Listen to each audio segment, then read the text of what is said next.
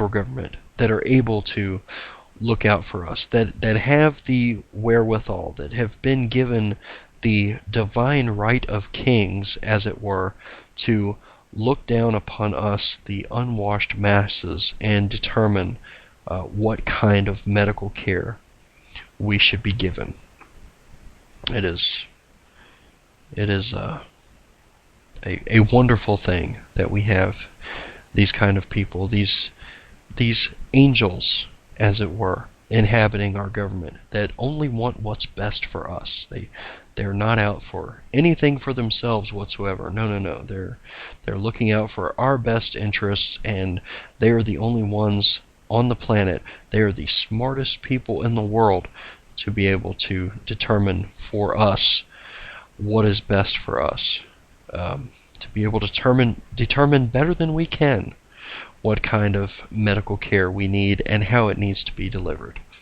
Lovely that we have these kind of people. Anyway, taking a break here for the top of the hour, and I will be back on the other side. Not doing a short show tonight, but on the other side I have a bit of a treat to get me into the next topic, and I think you will enjoy it as well. So stay tuned and we'll listen together. Feeling lonely this holiday season? Looking for little human interaction?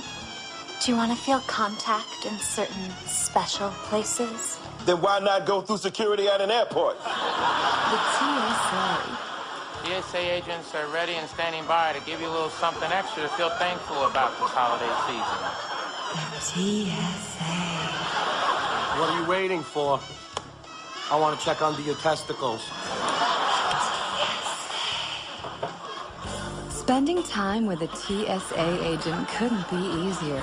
Simply book a flight departing from any American airport. When selected for a full body scanner, say no. You'll be pulled aside by a TSA agent, and that's when the fun begins. And you never know who your agent will be. It could be me. Or me. Or even me. But it's probably gonna be us. Take off your damn shoes. The TSA. It's our business to touch yours.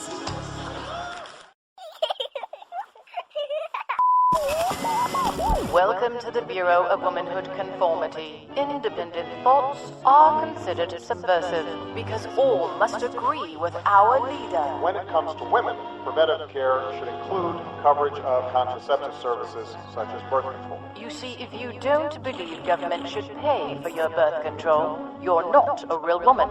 Womanhood denied. If you refuse to accept that pregnancy is a punishment, you're denied as well. I don't want them punished with a baby. If you don't believe that abortions should be allowed for any reason, if you don't believe in aborting a child for being the wrong gender, and if you don't believe that stay-at-home mothers aren't real workers, you are not a real conformed woman. His wife has actually never worked a day in her life.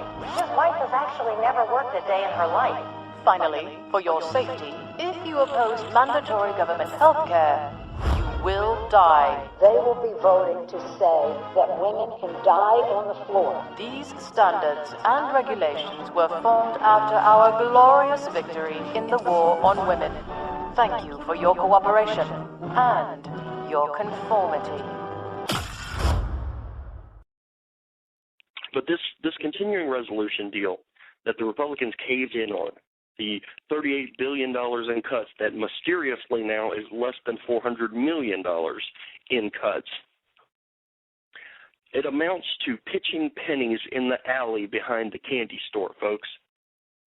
Meanwhile, the pavement that they're pitching those pennies on and all three walls of that alley are constructed out of bricks of debt. And the mortar that's holding those bricks together, it's made out of the ground-up bones of our grandchildren who have already been crushed by this debt. My grandchildren are at least 10 years from being born at this moment in time. But they have already been crushed by this debt. So something must be done to get it under control. Well, what do we do to get this debt under control?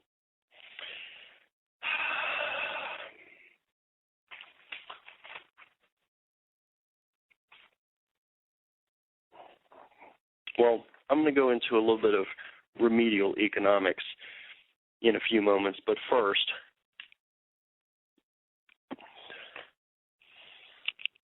the continuing resolution that the spineless Republicans agreed to avoid the government shutdown is not the way to go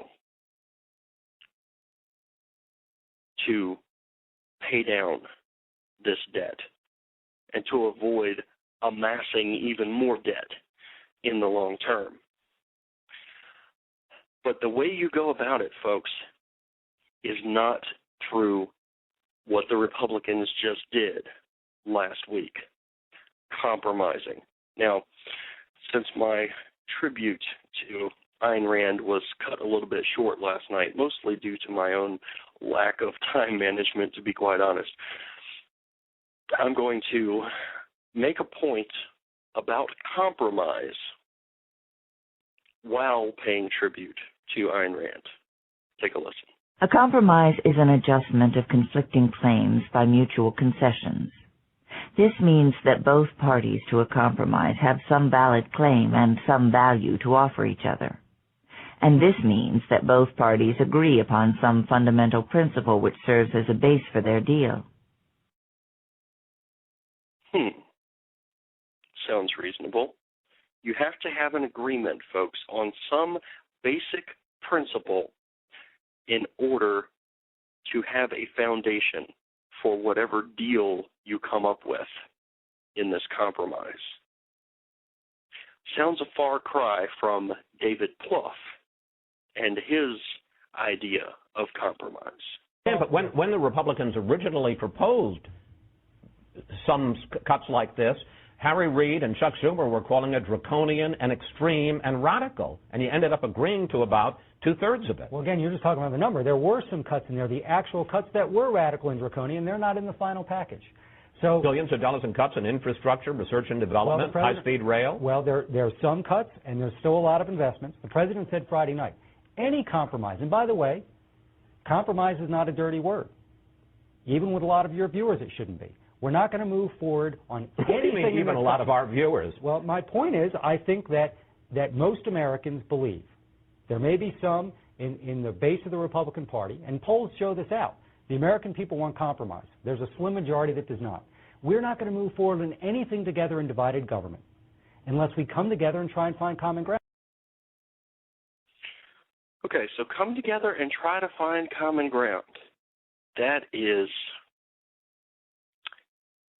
David Plouffe's idea of compromise. Well, let's continue on with Ayn Rand's definition of compromise, because I think it's a little bit more, how would you say, rational. It is only in regard to concretes or particulars, implementing a mutually accepted basic principle, that one may compromise. For instance, one may bargain with the buyer over the price one wants to receive for one's product and agree on a sum somewhere between one's demand and his offer. The mutually accepted basic principle in such case is the principle of trade, namely that the buyer must pay the seller for his product. But if one wanted to be paid and the alleged buyer wanted to obtain one's product for nothing, no compromise, agreement, or discussion would be possible. Only the total surrender of one or the other.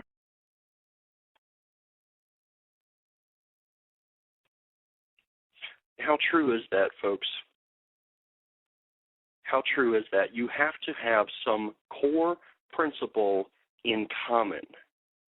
Some core principle in common before there can be a compromise. Let's delve a little bit further into this concept of compromise. There can be no compromise between a property owner and a burglar. Offering the burglar a single teaspoon of one's silverware would not be a compromise, but a total surrender, the recognition of his right to one's property. What value or concession did the burglar offer in return? And once the principle of unilateral concessions is accepted as the base of a relationship by both parties, it is only a matter of time before the burglar would seize the rest.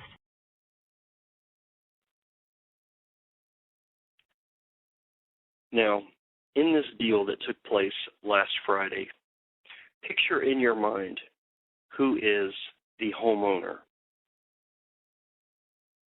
in that situation and who is the burglar. I think it's fairly clear. The GOP last Friday handed over the silverware.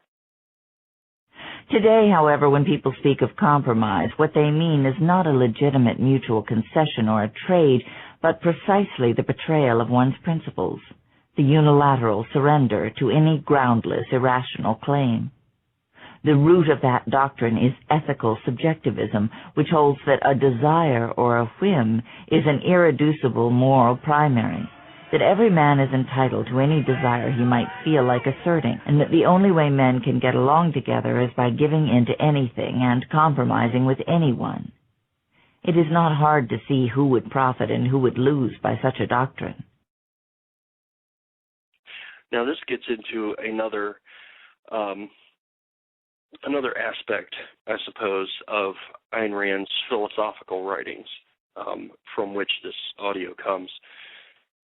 Ayn Rand was more than just a brilliant novelist and an advocate for the extreme personal liberty that the founders believed in.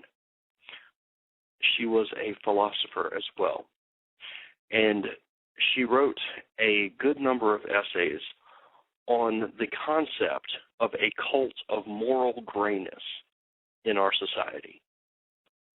And if you look around objectively at our society today, you see very many people who have succumbed to this notion of moral grayness, of having some abstract sense of morality that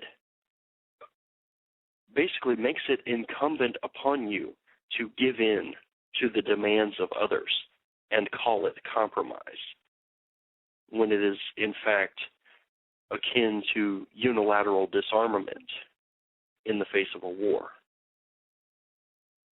And I will make another point on that a little bit later on, but Ayn Rand continues. Integrity does not consist of loyalty to one's subjective whims, but of loyalty to rational principles. A compromise, in the unprincipled sense of that word, is not a breach of one's comfort, but a breach of one's convictions. A compromise does not consist of doing something one dislikes, but of doing something one knows to be evil. Working for an employer who does not share one's ideas is not a compromise. Pretending to share his ideas is. And there you go. And there you go. These Congress critters who work for us pretend to share our values for their own ends. But who is getting the better deal in that compromise? I would argue it's not us. The excuse given in all such cases is that the compromise is only temporary and that one will reclaim one's integrity at some indeterminate future date.